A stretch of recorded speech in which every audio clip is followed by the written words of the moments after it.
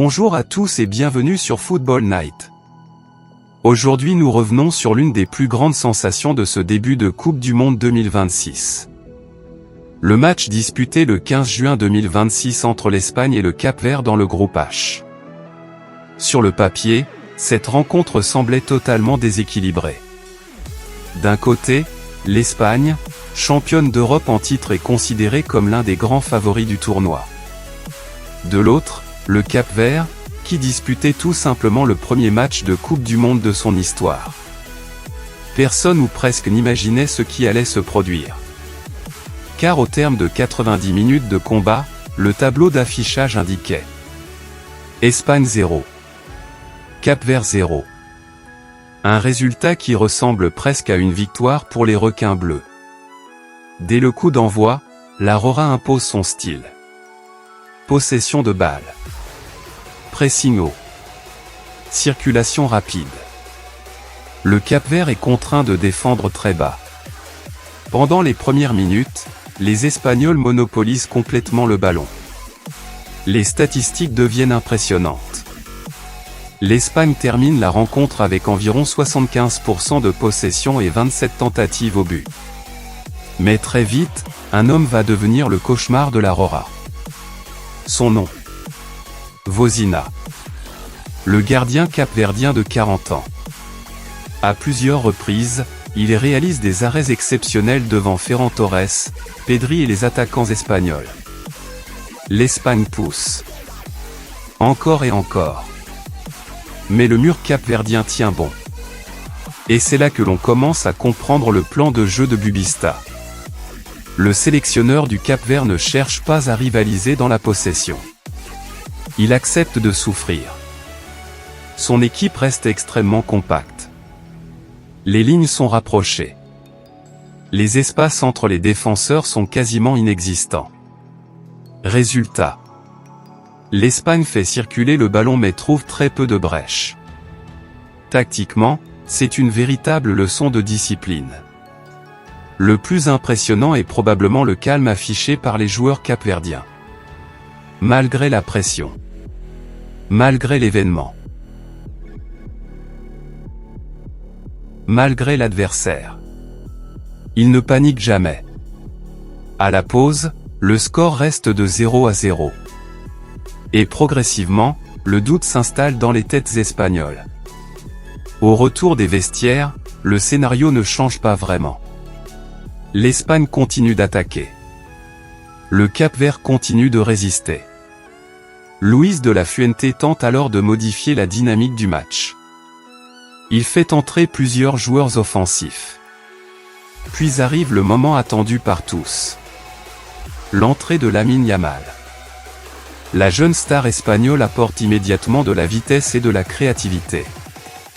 Mais même lui ne parvient pas à trouver la faille. Chaque centre est repoussé. Chaque tir est bloqué. Chaque occasion est stoppée.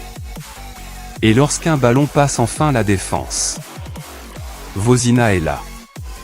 Le gardien réalise probablement le match de sa vie. Ses interventions deviennent de plus en plus spectaculaires. Le stade commence à sentir que quelque chose d'historique est en train de se produire. Mais l'histoire aurait même pu devenir encore plus folle. Car dans les dernières minutes, le Cap-Vert obtient une énorme occasion. Diné Borges place une tête dangereuse. Pendant une seconde, tout le pays croit au miracle. Mais Unai Simon sauve l'Espagne. Imaginez un instant. Le Cap-Vert, pour son premier match de Coupe du Monde de son histoire, qui bat l'Espagne championne d'Europe. Nous sommes passés à quelques centimètres d'un des plus grands exploits de l'histoire du mondial. Puis arrive le coup de sifflet final. Les joueurs du Cap-Vert explosent de joie. Les Espagnols restent figés.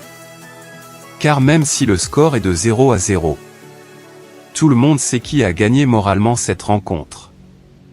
Le Cap-Vert. Analysons maintenant les raisons de cette surprise. Première clé. La performance exceptionnelle de Vozina. Le gardien de 40 ans a multiplié les arrêts décisifs et a été élu homme du match. Deuxième clé. l'organisation défensive. Le Cap-Vert a affiché une discipline tactique remarquable pendant 90 minutes. Troisième clé. Le manque d'efficacité espagnole. L'Espagne a dominé mais a manqué de réalisme dans les zones décisives. Quatrième clé. La pression psychologique.